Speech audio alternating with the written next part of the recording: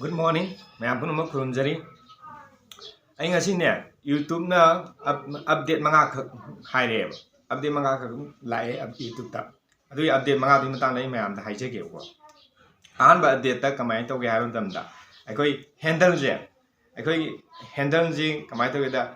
multi language ta to ge yare ba samne handle app ji san YouTube account adongi YouTube account changbiro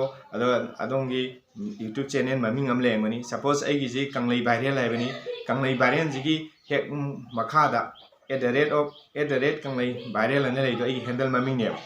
sigi mai to ne handle maming je koi hoji hana di english ka da yar mane ba ado hoji ti mai to da multi language de yare gujar ge hindi wagera ma wagera sim mayam de ta gujarati da wagera heta yare ba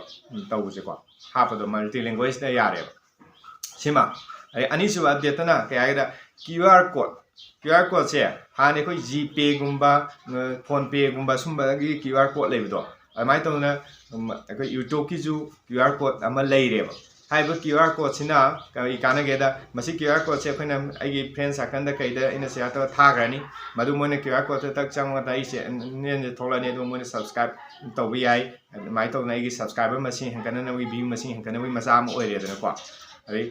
अहम सुबह कमाई तो A/B testing ना among लाए A/B testing जे कमाई तो हाँ देखने वीडियो हम था थंबनेल हापीदना हजी थंबनेल अहम हापे यारे थंबनेल अहम जिदगी अखोना हापीब अहम जिदी कमाई तौगेदा मयामना ख्वाइदि पामनबा थंबनेलदो हादि मीना ख्वाइदि यामना पामना थंबनेल यूट्यूब ना अखोदा खंगलनेबा मदु अखोना सेलेक्ट तौबा यानेबा अदि व्यू मसी हंकननबगी सब्सक्राइबर से हंकन मसा मु ओइरेदना सिमले मरी सुबदा अखोगी पे आउट से कमाई तौदा पैसा क्या सुरे कोले क्या तो येंबदो अखोई अदोंगी YouTube स्टूडियो दा चंगागा अदुम पे आउट सेक्शन चंगा येंब यारने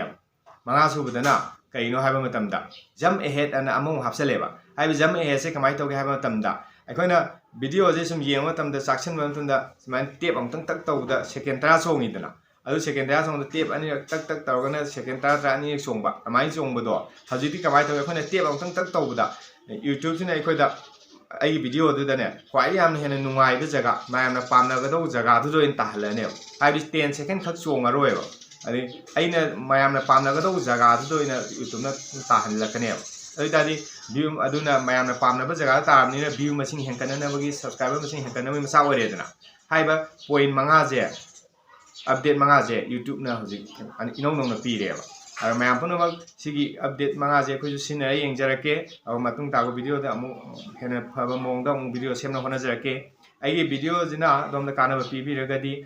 लाइक सब्सक्राइब अमदि शेयर तौबिदुना पुनिंग थवा पियु अमदि सपोर्ट तौबियो हनजु मैं फमना नोलुंगना निसिंगजरी खुलुमजरियो।